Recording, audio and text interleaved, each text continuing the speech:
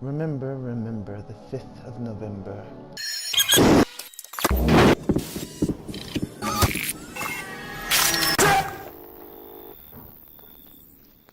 Voila! In view, a humble vaudevillian veteran cast vicariously as both victim and villain by the vicissitudes of fate.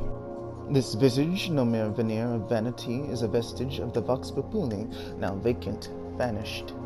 However, this valorous visitation of a bygone vexation stands vivified, and has vowed to vanquish these venal and virulent vermin, vanguarding vice and vouchsafing the violently vicious and voracious violation of volition.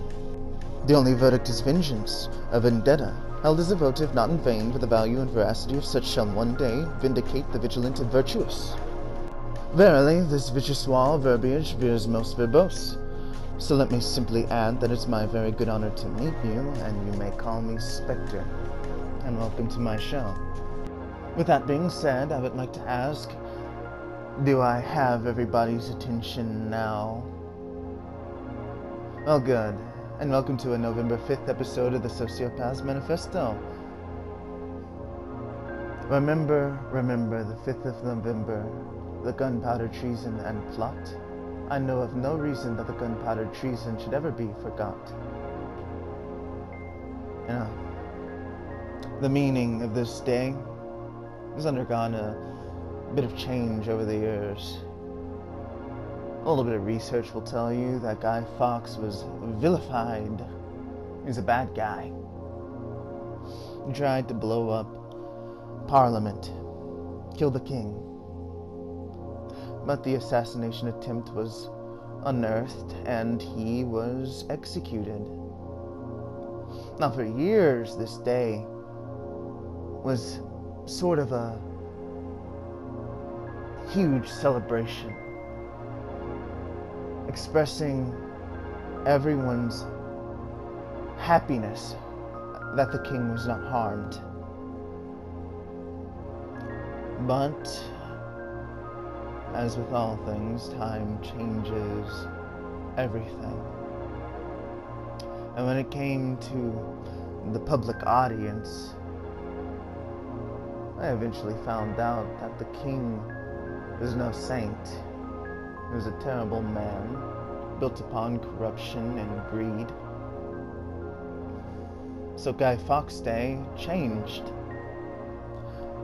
No longer was it to vilify this individual, but it was to praise him. A man cut down in his attempt to save his motherland.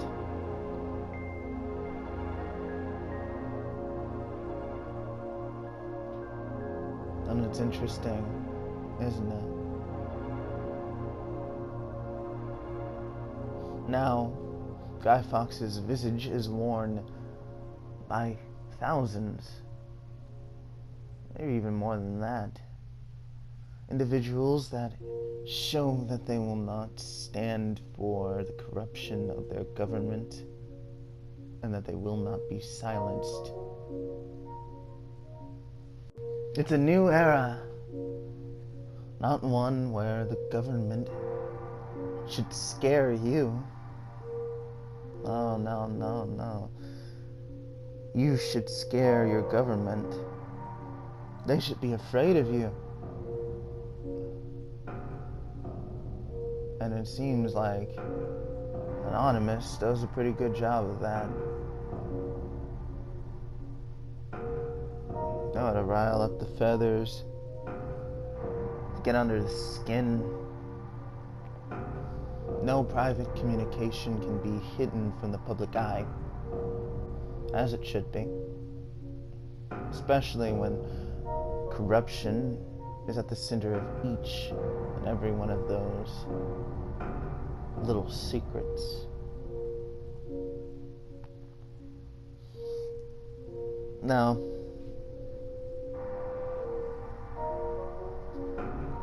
that in and of itself is pretty interesting. How did we get to a point where the individuals in command feel safe lying to us? When did we make it to that point?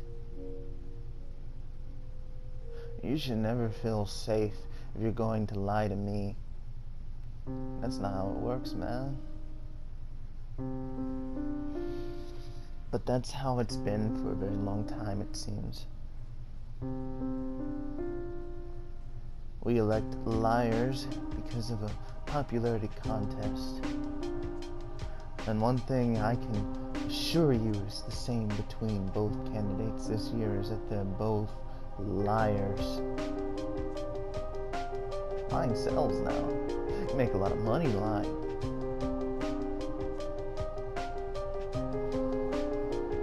Trump is more harmless of the two liars.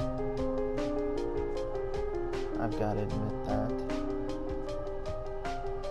Hillary, on the other hand, is probably also in an area where she can be maybe of some help to our government and economy.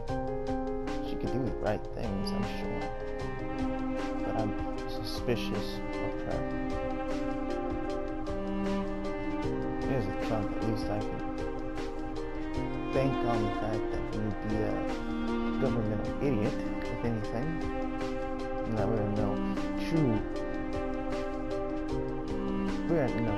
area of harm if he were to be elected. I feel like anything he'd be able to do, any damage he'd be able to make would be easy to bounce back from. Because like I said, Trump's no politician, he's a businessman. And I think he's going into this a little foolhardy, a little sure of himself. I don't think that's a threat. I think that is an opportunity. I'd like to know where you all stand on this, really. Because I know that I don't have all the information. I know that the way I see things is not completely correct. I'm aware of this. By no stretch of the imagination am I saying that I'm siding with one side or the other. Personally, I'm not voting this year. I've got no interest. Wherever it sways, that's fine by me. I don't care about politics. But this election, this particular one, it's interesting to me. You see people, brother blocking brother, friends deciding not to speak to each other any longer. I find that perhaps this election is more interesting to me because of the psychological impact it has on everyone else. I don't understand how we can be so close to each other, but yet so far apart.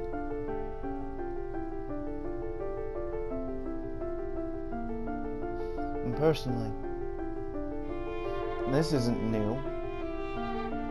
Every election is like this, to an extent. I think this one's probably the most divisive because there is that gray area. There is that third section of individuals that just can't see why anyone would like either party.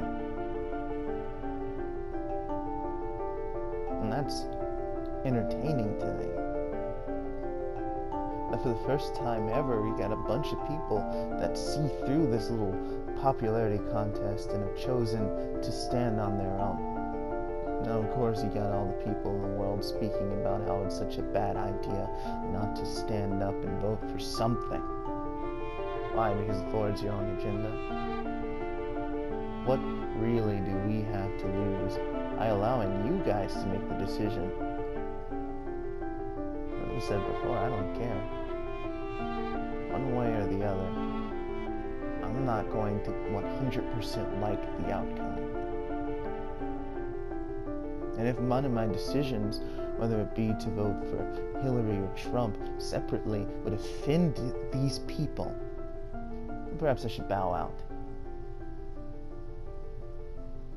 Because trust me, when an individual tells me who to vote for, I'm going to find reasons to vote for the other person. And at this point, I've found that society as a whole is sick. And we've got the notion that you can't choose. No, because if your environment tells you that you need to vote for Hillary Clinton, then you've got to do it. And they'll talk down to you at every turn to force it. Well, screw that. If you're going to force me to vote for one person or the other, I'm going to go up to that ballot and I'm going to choose the opposite just so that it gets under your skin. As I know, and I'm intelligent enough to realize that whoever we put in the public eye, whoever we put in that Oval Office, all they're going to be is a figurehead. That's all they have been. You see, all these people promising change, but nothing ever comes of it. Because politics. You ever take a moment to watch the last election season? Notice that all of those promises, I can think of a few that made it through, but I can think of a whole lot that didn't make it past the resistance state. And considering the government shut itself down twice when our former president, or current running president, tried to make big decisions on his own. I just don't see any of these egomaniacs going in and being able to convince everyone to side with them. They got all these checks and balances. That's what keeps these presidents in check. This is what keeps us from nuclear war. You really think that it matters who we put into the office? You really think that we're going to go to war just because we voted for a lady?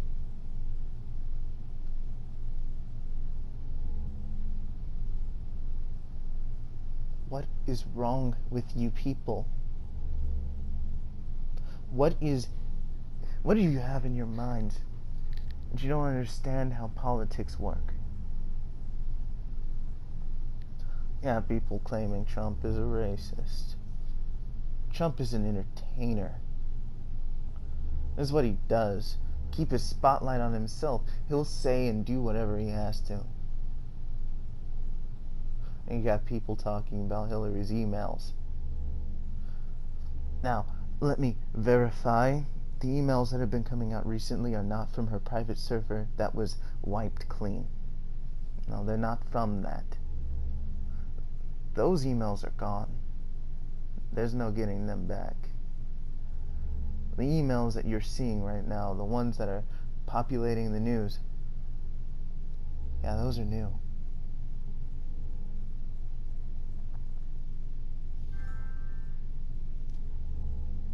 That's just how it works.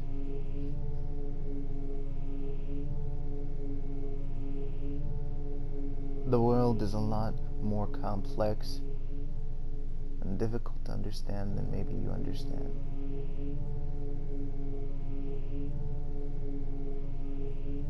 And before you make your decision to hate one another because of their affiliations, maybe the problem is with you, not with the political candidates. And maybe you should work to fix that, to find out what is wrong with you. But anyways, that's all the time I have for today. I really do enjoy doing these. Anyways, if you haven't subscribed, please do that. But, ciao. Au revoir.